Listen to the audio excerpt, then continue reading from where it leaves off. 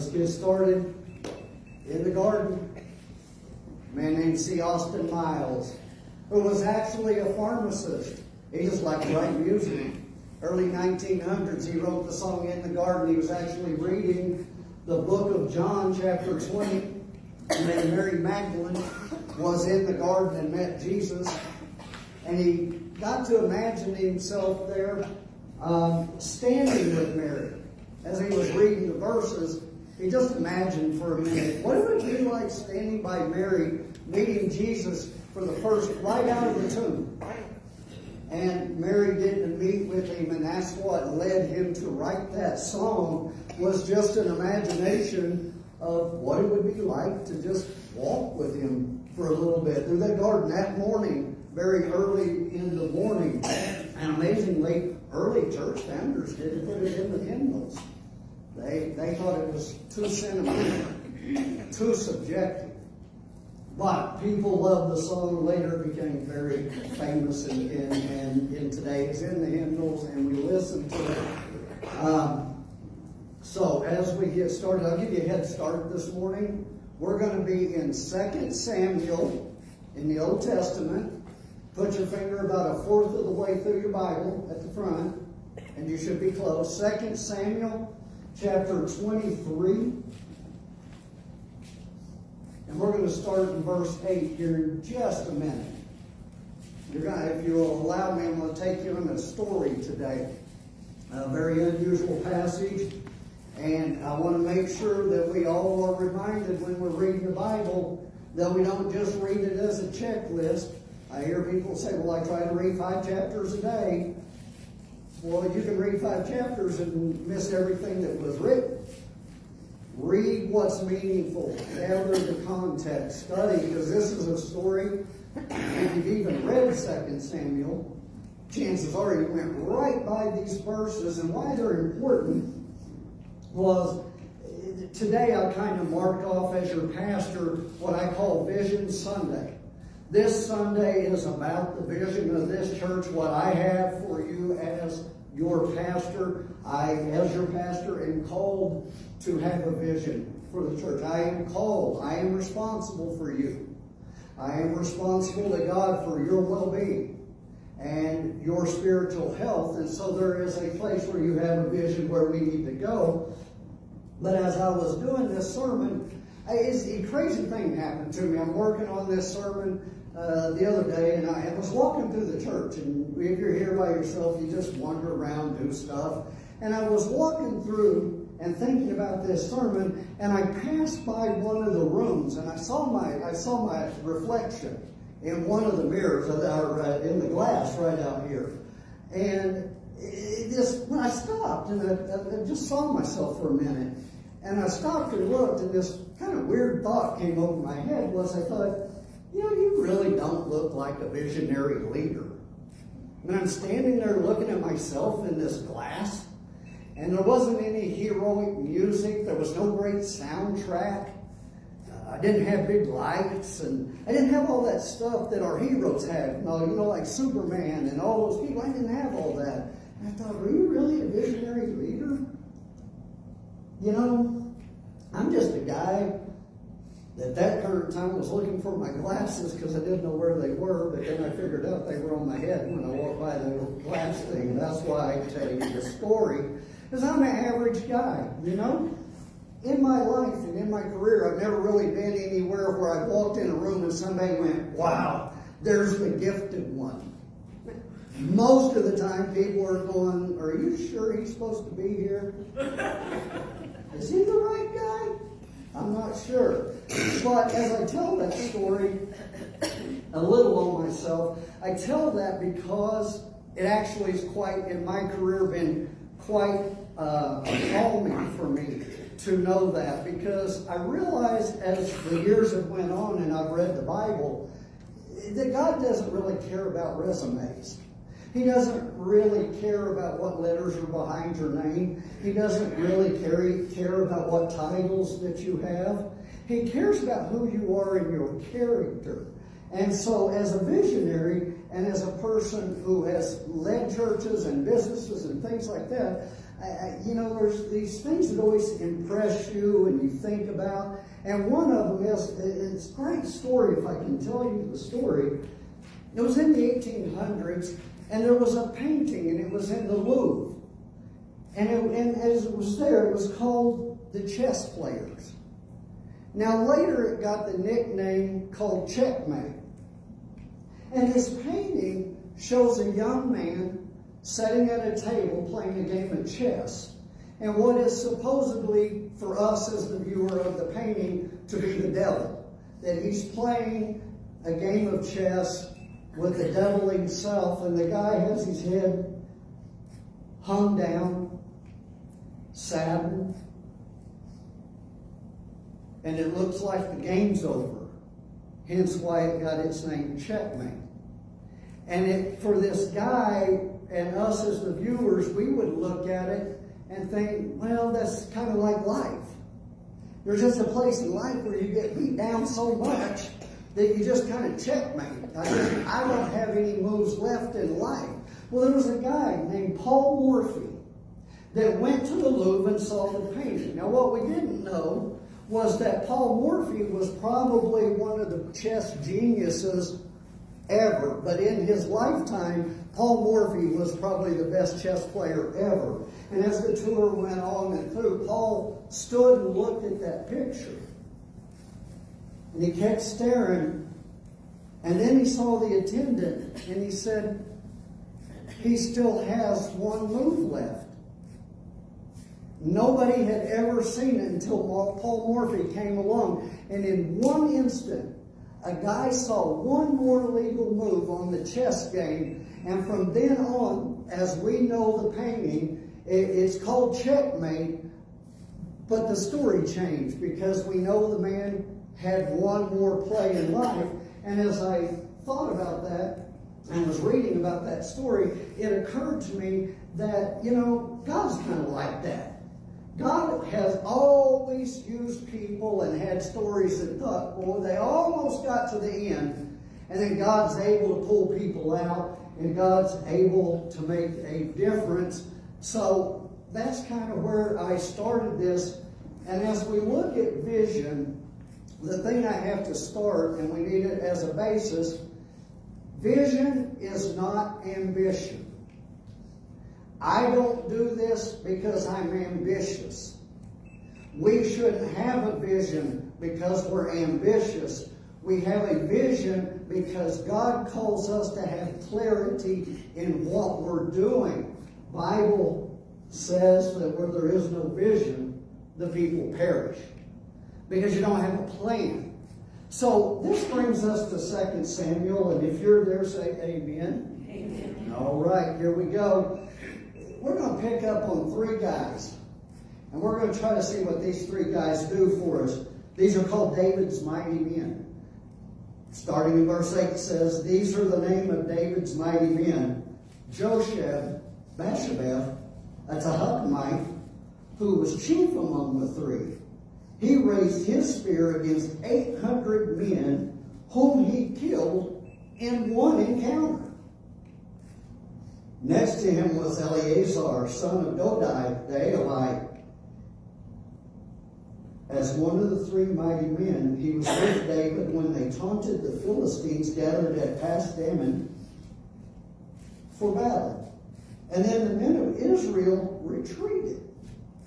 But he stood his ground and struck down the Philistines till his hand grew tired and froze or clung to the sword. And the Lord brought about a great victory that day. The troops returned to Eleazar, but only to strip the dead. And next to him was Shema, son of Agi, the Hararite. When the Philistines banded together at a place where there was a field full of lentils, Israel's troops fled from them. But Shema took his stand in the middle of the field, and he defended it, and he struck the Philistines down. And the Lord brought about a great victory. So, as we look at this, let me set the scene for you a little bit. We're in Old Testament Israel now. Saul is gone off. His kingdom has fallen. Civil war has followed. There's been a lot of destruction. There's been civil wars. David has been anointed king, but he didn't get started real good. It got off to a really rocky start with Saul. He's had trouble. He's been running away. He's been living in caves. He's been fighting the Philistines. He's just had a series of one trouble right after the other one. And so, as this has went through, when we catch up in 2 Samuel, David is not that young rock-throwing guy no more. We're looking at the end of David's life. We see David's last words in these. David's an older guy now. Jerusalem is stable. The country's stable. The wars are pretty much done. And David, he's reflecting. And it's funny when we read these passages that for David, who was after God's own heart, and all through the troubles that he's been through in life, living in caves, the Bible stops and it doesn't reflect on what David's done.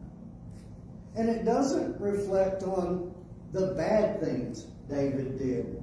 It doesn't reflect on the good things David did. But the Bible stops and remembers people's names. And that's very important for us to understand. That's how God works. God doesn't operate off resumes. He operates off people and their integrity. And so we run into these three guys. David, along his journey, it was pretty rough. And he's attracted these 30 guys. We're going to look at 3 of them today, the leaders. But he's attracted these men that while they were living in caves, the Bible tells us through the Old Testament that they were a bunch of malcontents. They were broke. They griped a lot. But man, they found a leader in David and they just followed him. But these guys don't show up as what we would call a leadership brochure. This is not going to show up somewhere like we're looking for the greatest people. These guys, they don't look like that. So we're going to try to look today at what these folks, these 3 men, do for us on Vision Sunday. What do they have to say to us about moving forward? So if you're ready, we're going to get started. We're going to start with a guy named Josheb-Basshebeth. I need to tell you because you're going to read. I'm in the NIV today, not the NLT. And if you read this, you're going to see his name show up some different ways. So let me just help you real quick. We're looking at him. His name is Josheb. That's his nickname. See, my name is Seth Andrew. I've never had a nickname. But if I knew my mama called me Andrew, I knew that's when I ran to the neighbor lady's house because she liked me. And so then I would get my defenses together for whatever I'd done wrong so that Miss Matire would help me. Because I knew when my mama called me Andrew, things was bad. All right, so Josheb. Josheb's his nickname. His real name is Jeshobeam. And Basshebeth is his title. So we're just going to use his nickname in the NIV. It's called Josheb. And Josheb's name means the one who sits in the seat of honor or sits in a high place. And before he ever fought 800 men, the name already told us how he lived. You see, vision always starts with perspective. Josheb didn't see the 800 guys like the rest of us would see him. Josheb saw him as a leader from a different perspective. And he said, listen, God's been faithful to me. I see this differently. While everybody else didn't get in the battle, Josheb said, I'll fight. And the Bible records he took out 800 men in one encounter. So, as we look at this, we need to dissect some things. When Josheb faced impossible odds, he didn't retreat, not because he was fearless, but because he wasn't seated in a place of fear.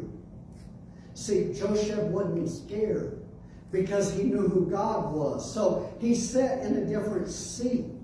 You know, visionaries, people that think down the line, We live in a different seat. We see things differently. We look. We don't ignore facts. We don't ignore reality. But we refuse to be ruled by it. Joshua saw 800 men. This is probably going to turn out bad for him. But he saw it differently. And so he approached it differently. And in the end, he ends up winning. Bible visionaries speak theology under pressure. They say things like, I feel small, but I know God is not. See, we put God in the equation when we do things. And why does that matter for us in a church? You see, churches that lose their vision, they're not necessarily rebellious. They're exhausted. They're people who are burnt out because they keep seeing obstacle after obstacle after obstacle, until they've seen so many obstacles that they don't see God anymore. That's the way it is in a lot of our lives. Sometimes we just go through life and it's just one problem after another problem after another problem. And you think there's no end to the problem until you begin to believe from where you're seated that there's nothing but trouble for you ahead. And we lose our seat to be able to see, like Joshua, no, I serve a bigger God than this problem, and I can get out of this. So, as a church, we burn out more times because we only see the problems. It teaches us, though, when we're visionaries, it teaches us to say things like this. We see the limitations. We know the numbers. You don't have to tell me about the budget. I just know who God is and what He can do. See, we don't sit around and let these things, we don't pretend that the problems aren't real. We just refuse to let them dictate our lives. And that's a great word that Joshua brings for us today, and this challenges us for this very reason. Why does this challenge us as Christians, as people, and as churches? It challenges us because we have to admit we're sitting in the wrong seat. Comfort keeps us in the chair we're in. Why do you sit in the same seat in the church every Sunday morning? Huh? Because you're comfortable. It's where you're comfortable at. If I had you all switch sides, you'd spend the next 20 minutes confused.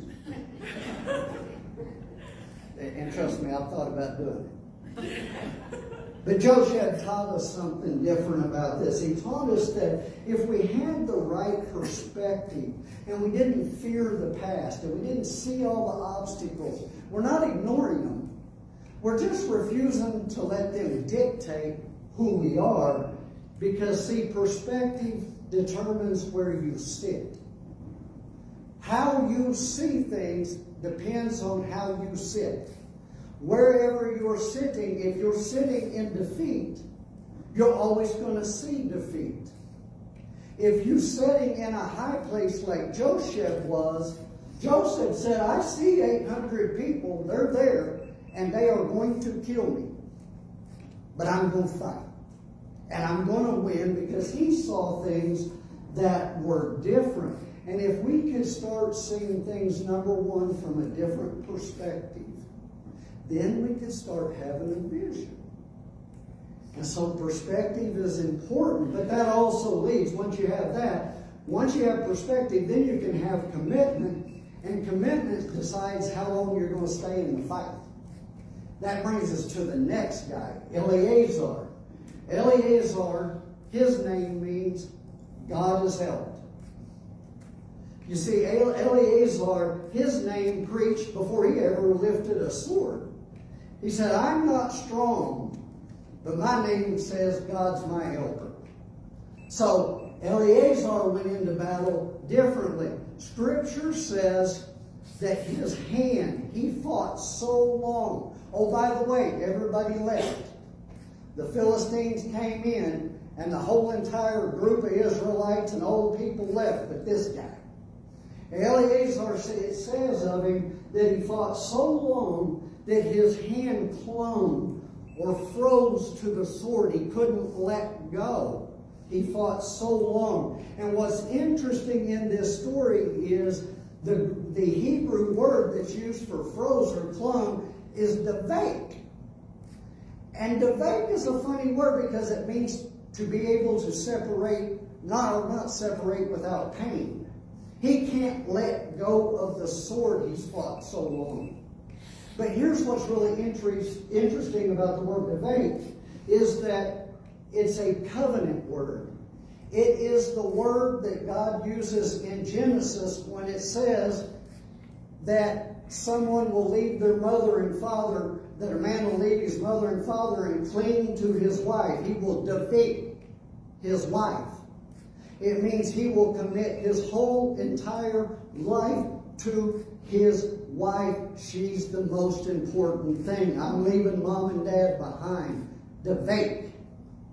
I'm committed to the end. That's the word used for Eleazar when he fights. So we get a covenant word here. And in this moment, he's not fighting out of heroic strength. It's endurance. You see, his muscles are failing. His hands are cramping. His grip is tightening. He can't let go. And frankly, for Eleazar, in the middle of this fight, it would have been easier to let go of the sword. But he couldn't. And he kept fighting. And there are people in this church, and in a lot of churches I've been in, you've been fighting a long time. You've been fighting so long your hand has clung to the sword. And what I have to tell you today, as your pastor, is don't let go of the sword. Don't give up yet. Eleazar didn't give up. You see, he had a commitment. And what we need to learn out of this, that I've shared in other things, is that commitment is not a feeling. Commitment is an action word. You have to be committed. You have to make a decision. You cannot feel committed. In vision work, you will not always feel inspired. You will not always feel supported. You will not always feel strong. And listen, if commitment was a feeling, the Bible would be a really short book. Because most people would have gave up in half the stories that we read. Whether it was Paul sitting in prison, or whether it's David fighting Saul, or David fighting Goliath, or whatever it is. See, David was a visionary. He was picking up a rock while everybody else was measuring the armor. But commitment is not a feeling. And why does that matter? We have to have a calling. To do this, you've got to be called. And you've got to be committed. This matters to the church because commitment is not about how strong you grab the sword on day one. It's about how long can you hang on to the sword through what we're about to go through. You see, your hand's got to stay on it when this battle drags on. And it don't look like you thought it was going to look like. It don't feel like you thought it was going to feel like. And it changes everything. And you've got to hang on to the sword. You've got to make that commitment. So, why does this challenge us? I have to stop right here. It's a tough part as a pastor. Did you read the part? Did you catch the little phrase in there that said Eleazar fought, but everybody left, and then they all came back only to strip the dead? Oh, what we learn as a church is this. When you are committed to a vision, please be aware. Some people will not always, they want the prize, but they don't want the faithfulness that it takes to get the prize. Some people, if you've been around life long enough, you ever been there? When you strive so hard and fought and went through so much, and you finally get through it, and then everybody wants to be your friend. Then everybody likes what you're doing. Then everybody wants their picture on the post. Everybody wants to take a selfie with you. You ever been there? That's what happened to Eleazar. He was committed. Nobody else was. But they sure came back after he won the war. And then they wanted to strip the dead. They wanted the prize then. They liked the gold. They liked the notoriety. They liked hanging out with Eleazar. They liked hanging out with David. But they sure left him when the fight was starting. They didn't stay there with him because they weren't committed. Visionaries and faithful followers learn to live with that tension. I need to tell you that, church. They don't quit. Visionaries don't quit because everyone leaves. They stay because they know the fight is worth it. So as we travel through here, I have to admit to you, even in my own life, there have been days I wanted to let go of the sword. There were days that this uphill struggle felt like a lot. Depends on what circumstance in life you're in. We've all been up against them. I've been up against them. Where you just think, this is not worth it. I am pushing a rock up the hill. But then I realized, God reminded me, you can't quit, Seth. You can't let go. You're debating. You're hanging on to the sword. You're clung to it. You're fighting it. And when commitment lasts long enough, then you will become convicted. All right, so let's walk through here again so we learn it as a church. This isn't for me. If we get the right perspective, that's the first thing we've got to have. We've got to have the right perspective. So that's what tonight at 5 o'clock is. Get the right perspective. When we get the right perspective, that our mission is to see the lost come to know Christ and to be a mission-minded church. If we get that, then we learn how to be committed. We see what it is and how we do it, we become committed. Once we become committed, then we can become convicted. That's when people change their lives, is when they become convicted. When churches change, they become convicted. You see, point 3 that I have in here, the name I want you to remember is Shema.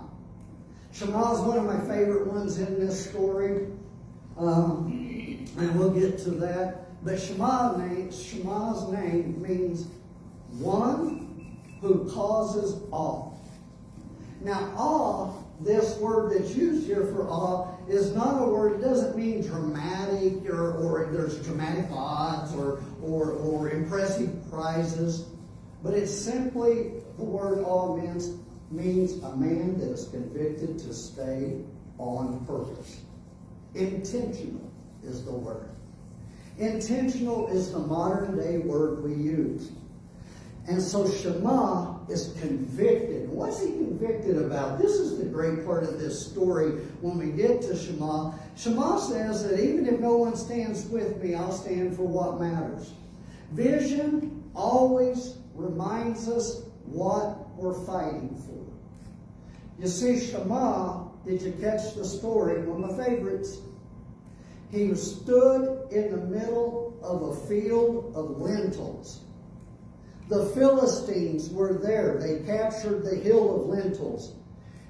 And Shema went and stood against the Philistines in the middle of this hill of lentils.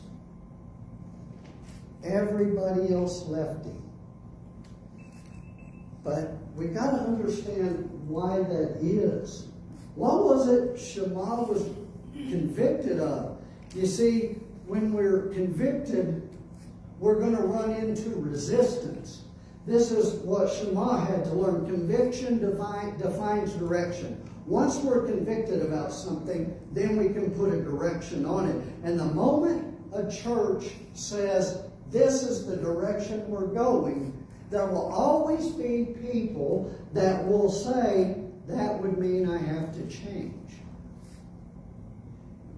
Comfort will tell us, that we'd rather have things stay the same. But conviction will tell us if we're going to change directions, we got to stay committed to this way.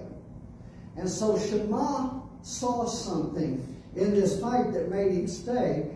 And vision makes us clarify what it is we're doing. Can I share with y'all something? Jesus wasn't vague. He didn't die on the cross because he was vague. He died on the cross because he was very clear about what his purpose was. And there were people who did not like that purpose. And because of that, he hung on the cross. He paid a debt that we couldn't pay. But he was never unclear with anybody about what his mission was. Because once in a church priorities are stated, everything else becomes secondary. And why is this not failure? It seems like, here's what we get into problems with. Resistance feels like failure. We always do things and then people resist us, right?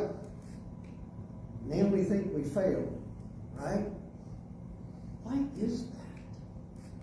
Because culture has told us that everybody should get along, everybody should just kumbaya join in. That is not the way the world works. The world works because there's always resistance. And visionaries and people that make changes understand there are going to be resistance. Conviction always creates a moment of sorting. Who will stand? Who will stay?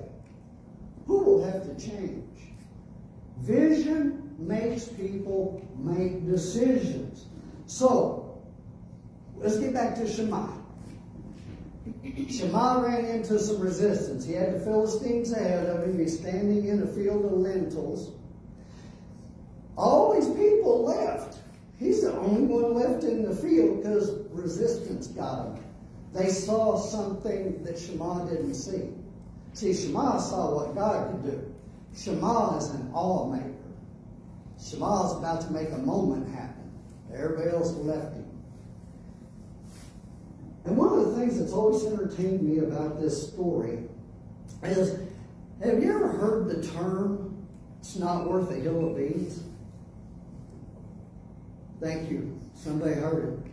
I would always want to do stuff when I was a kid. I want to buy something or something. My dad would always say, son, that ain't worth a hill of beans.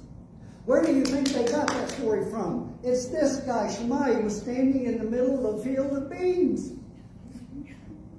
And the Philistines were there and everybody left. Why did Shammah stay? Shammah understood something we have to learn in church. If you start losing the small things, then you will eventually lose everything. Shammah knew that the beans were how they were going to eat. They were worth fighting for. They were worth something. But nobody else thought they were worth something. It wasn't worth dying over this hill of beans. Shammah said, we're not going to make it if we don't have the beans. Shammah said, I got to fight. And he fought, and it says God brought a good victory.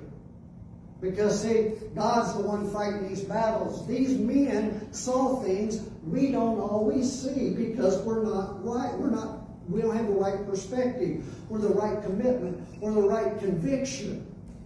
Because, see, listen to me, church, listen to me. The enemy doesn't start by stealing what looks valuable. He starts by convincing you to surrender what seems insignificant. And it starts out by just simple little things in a church. We forget that our purpose is to see people come in. We start seeing this church through our eyes, not their eyes. Oh, then all of a sudden the building doesn't matter. Little things don't matter. How we do things don't matter. We don't put children first. Then we don't give up on Sunday schools and small groups. And we stop just seeing what is significant. Shammah knew it was just beans. But the whole survival of David, who was the rightful king of Israel, had to have those beings to survive. And Samuel said, I'll fight for those. We lose our vision when we start making things insignificant in church. When guests don't matter anymore and we don't see things through their eyes. When we don't understand that the most precious thing that you have in church are the children. And with the children come the parents. Listen, we don't live in the same world we used to. We are standing among the Philistines on a hill of beans. And we've got to start and figure out what is significant. What is it that's important to us? See, comfort will tell us we can't change. But Shema knew something had to give. So always remember, conviction creates resistance. Not because conviction is wrong, but because conviction refuses to negotiate with comfort. Vision will always put the most important thing first. Shema understood that. So why I tell you all this story? This whole entire thing is a Vision Sunday, is to get our minds thinking of what's it look like for this church in Tone in 2026. Well, Barna studies tell us today, 2025, that 70% of evangelical churches in America have plateaued or are declining. Churches are losing ground. Churches, that means only 30% of churches in America today are growing. That's like an uphill battle. That's like standing in the middle of a hill of beans. And what happened to the 70%? See, it wasn't because they denied the gospel. It wasn't because they stopped believing. Churches start declining because over time they decided that certain things just weren't worth the effort anymore. It wasn't worth trying to get people into the church. It wasn't worth trying to reach out to people that make us uncomfortable. We've spent 8 weeks talking about the marginal people that Christ himself went to and we try to avoid. Those people you walk by every time sitting outside the store. Those people in those neighborhoods we don't always go into. You see, we started deciding what wasn't worth fighting for, and when we did, we lost the most important things, and we began to decline. 70% of churches in America are declining. That should raise an alarm with all of us. Now see, that's not going to be us. Not in 2026. We're going to be vision people. We're going to decide again what is important, what is the mission, what does the Bible tell us we need to do, what does Jesus want us to do, and we're going to go fight for them, like Shema, and like Eleazar, and like my friend Joshua. We're going to decide that God can make a difference here at this church, because in this room right now, God is shaping new names. There's new Joshebs in this building right now who will change their seat. They will decide, I've been sitting in the wrong seat. I need a new perspective. I'm going to get me a different seat. There's new Joshebs in the building. There are new Eleazars in here. People that are going to say, I'll stay committed. I'm in. Count me in. I'm going with you. And there are new Shemas who will stand with conviction. And years from now, when somebody tells the story of what God did at CBC, they won't start with the building, and they won't start with the programs, and they won't start with the budget. They'll start with people. They'll say, I remember there was this lady. I remember there was this man. And I remember what they did. They were committed, they were convicted, and they had the right perspective. So what does that mean for us today as I close? Let's put this, you know I always like to leave, let's leave an application some we can wake up Monday morning with. So tomorrow morning when you wake up, I want you to ask three things. I want you to say, Lord, I need my perspective changed on something. Will you tell me what my perspective is I need to have? I know I got the wrong perspective on this. Oh, I know I'm comfortable. I like it that way. But it ain't right. I know it ain't. It ain't what's going to bring new people in. It's not what's going to minister the gospel to the lost. It's not what's going to help people that are in need. I know I've got a bad perspective. Help me with that one. And then you'll ask God, you'll say, God, boy, I've been fighting a long time. Here's how it sounds. Here's how it sounds in churches that have been around a long time. I'm tired. I'm old. I can't. I don't have enough money. I don't have this. I don't have time. We all have the same amount of time in every day. It's what we choose to do with the time. We have to make a commitment. So maybe it's a commitment issue. Maybe we got to wake up and say, Lord, help me be committed. I've got my priorities all wrong. I need a different set of priorities. And Lord, help me. Am I really convicted with this? Because I feel tempted to walk away. I feel like this is uncomfortable. But will you help me stay? Will you help me be convicted? Because these are the names of men who helped David when times were the hardest. When he was king, but he couldn't get on the seat. He was the rightful visionary, but things wouldn't let him on there. And we talk about these are 30 men that stayed with him. These three are the leaders. These three tell us how you have vision and you put your king on the seat.